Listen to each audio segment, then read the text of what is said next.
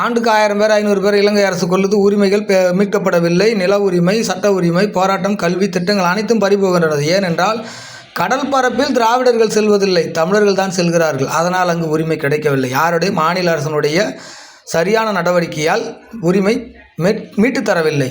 ஆனாலும் தமிழ் தேசியம் பேசி வெற்றி பெற முடியும். ஆனால் ஏன் முடியவில்லை? அதற்கு என்ன காரணம் என்றால், இங்கே வாழும் 30% மக்களுடைய உரிமை இன்னும் மீட்கப்படாமல் இருக்கின்றது. எஸ்சியாகவும் எஸ்டியாகவும் பறிபோனவர்கள் இன்னும் பறிபோனவர்களாக இருக்கின்றார்கள். இவர்களுடைய உரிமை மீட்காத போது நீ அடுத்த கட்டத்தினுடைய எல்லைப்பரப்பில் இலங்கைக்கும் இந்தியாவுக்கும் உள்ள எல்லைப்பரப்பினுடைய உரிமை எவ்வாறு மீட்பாய்? மாநில அரசினுடைய உரிமை என்பது தமிழனுடைய உரிமையாக இல்லை. அது திராவிடத்தினுடைய அரசியல் கட்டமைப்பில் திராவிடத்தினுடைய அங்கீகாரத்தில் இருக்கிறது. திராவிடத்தை எவ்வப்போது நாம் வேணாம் என்று முடிவெடுக்கிறோமோ அவ்வப்போது தான் நம்மளுடைய தமிழ் தேசியத்தினுடைய உரிமை மீட்கப்படும்.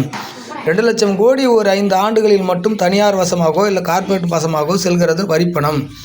பல லட்சம் கோடிகளை இவர் கடனாக வாங்கி என்ன செய்கிறார்கள்? நம்ம உரிமையை பறிபோகும் திட்டத்திற்கு தள்ளப்படுகிறார்கள். அதாவது நாகரிக கட்டமைப்பு. ஒரு ஏழை குடியிடம் சென்று பல லட்சம் ரூபாய் உள்ள காரை கொடுத்து இதை நிர்வாகம் என்று சொன்னால் வரி எவ்வாறு கட்டுவார்? அதற்கு ஜிஎஸ்டி, அது டீசல் பராமரிப்பு எவ்வாறு செய்வார்? அதுபோல தான் நாட்டின் கடனாக இருக்கும்போது அதிகப்படியான சுமை மேலும் சுமையாக தான் அது நம்மளை கஷ்டப்படுத்தும்.